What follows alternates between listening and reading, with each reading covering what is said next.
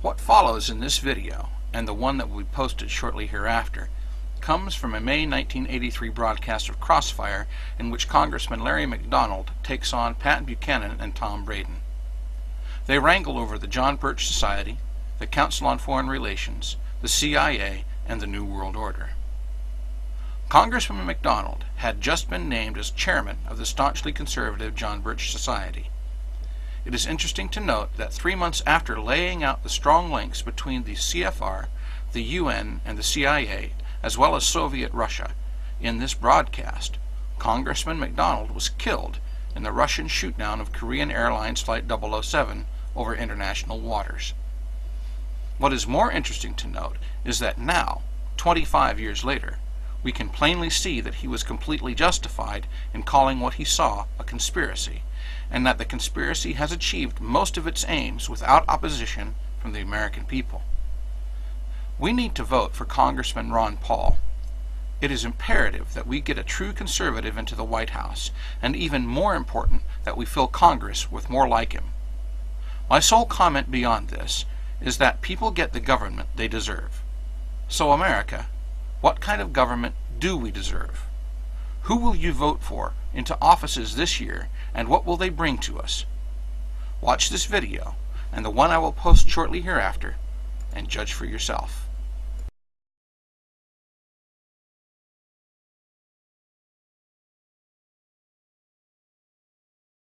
It's a pretty important quotation. It's all right. It was made in a pamphlet by a fellow who later headed up a society. Let's say it was a dumb statement. The Birch Society was formed in '58. Why are you all now, the John Birch Society, still answering for a statement like that? Why didn't somebody in the Birch Society say, look, our founder made an asinine statement, we don't pay any attention to it, and go on to the future? Why is the John Birch Society, in his phrase, now considered by an awful lot of people who will say, okay, Jerry Falwell, moral majority, new rightists, okay, don't like him. But all of a sudden, when you mention the Birch Society, everybody recoils. Why is that? The reason is, Tom, of course, we haven't gotten into what the society is. Instead, we have tried to, it's a sort of a classic effort of a straw man that's thrown up where the society never took a position. The society never stated anything about Eisenhower one way or the other. It was never a position of the society. Was it a problem for the society that its head for 25 years was the man who had made that statement, and his head is not that now? Well, part of the problem is, Tom, Pat, the actual statement has not been quoted. And if anyone wants to take the time to read the politician with the footnotes, they may read it and judge for themselves. But that's not a position one way or the other of the society. And of course, another small problem is that Mr. Welch did not resign. Actually, this was a move of transition of leadership of which he was one of the individuals in actively making the transition. He has emerged as a chairman emeritus and continued. Were you hurt then? I mean, I want to get to the point why the John Birch Society is differentiated from other new right organizations. You can say Conservative Caucus or NICPAC or Conservative Digest, and people say yes, no, but you say the Birch Society and there's a recoil. Even among conservatives who will say, no, don't call me a member of the Birch Society. Now, why is that?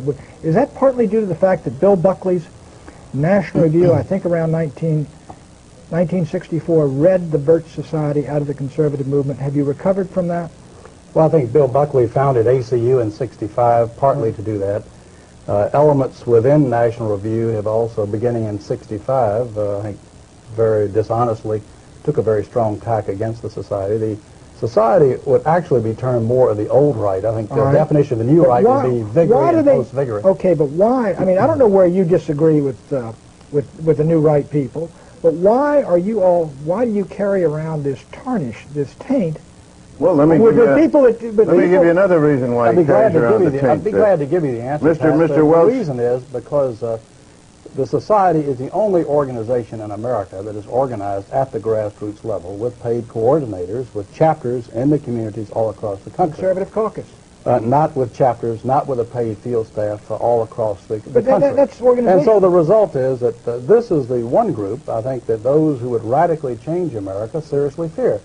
And a tremendous campaign was launched in December of 1960.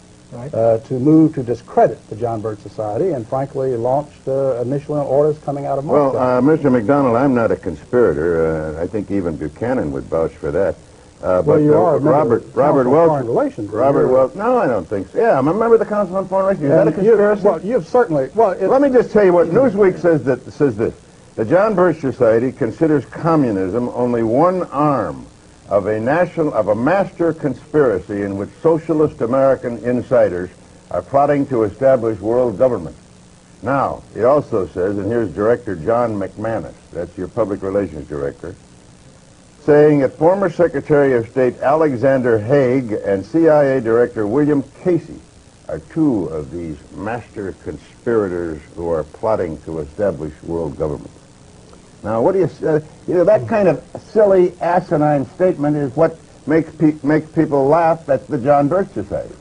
Well, Tom, I'm sure being a long-standing member of the Rockefeller apparatus and as a member of the Council on Foreign Relations of long-standing, you're fully aware that there is an elitist core in this country that has seen value in subsidizing communism, of protecting communism. It has? Sure. You're accusing me of subsidizing communism? No, I'm saying because that I happen to belong to a there is an elite core study group. No, wait a minute. There is an elite core in this country that has dominated American society. Well, I'm not one of them. The Trilateral Commission. The Trilateral Commission, Council on Foreign Relations. State Department, I suppose. Well, let's face it, they've dominated the State Department for 40 years, and pretty much openly All right, so. but what are they trying to do? Well, their objective is to try to bring about a gradual transition in our society, a dissolving of sovereignty, and a moving steadily to the left on the political spectrum. Well, who are they? Belief, the elitist groups that I mentioned, particularly key individuals and policymakers in the Council on Foreign Relations. Is the International Monetary Fund part of this? Well, I would say the International Monetary Fund has certainly been set up for the purpose of facilitating that transfer of sovereignty and transfer of wealth on the road. All right, we elected Mr. Conservative. Let me just finish the point, because otherwise we're going to have a lot of unanswered questions. That you are looking at a group that has worked to bring about a dissolution of national sovereignties on the road to world government. And certainly you're familiar with local professor Carroll Quigley, who has been part of your club, in which he admitted all this. And he said in his book, Tragedy and Hope, the only thing I disagree is that we've worked to keep it a secret. And you see Arthur Schlesinger Jr. writing way back in 1947, says, yes, this is the hidden policy of America. But we can't tell the American public because they're too unsophisticated to see the value. What is the instrumentality of world government? What is the instrumentality? All the things to say about Arthur Schlesinger. That's the silliest statement I ever heard. He never made anything like that. Well, let me suggest that you read the May-June issue of the Partisan Review of 1947, Tom, and you can read it for yourself. It's called Arthur Schlesinger said there was a conspiracy, to promote communism. No, he didn't use the word conspiracy. He said the objective was to bring about... Well, let me finish. I'll tell you. He said that the objective, the secret policy, which we can't tell the American public because they're not sophisticated enough to see the value, is that through a steady result of erosion of new deals, we bring the American society steadily to the left, and through a sound concept of benign containment, we merge into the vital center of the socialist left. Those are his words, not mine. You think John Kennedy was a member of that conspiracy? No, let me ask you this. The World Federalist movement in the post-war era contained a lot of people who eventually broke with it, and a lot of people thought the UN in the post-war era looked toward world government. Sure. Indeed they did, up until 48, 49. But a lot of them said, look, we were utopian. That's over and done with. We can't move. And a lot of them came in Kennedy's government. Schlesinger was in there when they were fighting in Vietnam, launched the effort in Vietnam. Schlesinger was behind the Bay of Pigs. In other words, look, isn't there some move that occurred in the post-war era that now has been dissipated because nobody believes in the utopian ideal of world government anymore? Well, I think there are those that realize that moving straight from a prototype of the United Nations into world government perhaps is tactically impossible. But phasing out increasingly national sovereignty into regional government and phasing out sovereignties into international treaties in multiple areas could be a route. The whole movement toward, quote, interdependence. Yeah. NATO is part of the conspiracy? Well, there are certainly elements in NATO. There are people in NATO who are very strongly dedicated to the defense of the West. But at the same time, you find in NATO a steady dissolution. You find a growing weakness as a NATO policy dominated by State Department policies that has not worked. Well, it's a regional grouping, and I think, therefore, it may be suspect by the John Birch Society.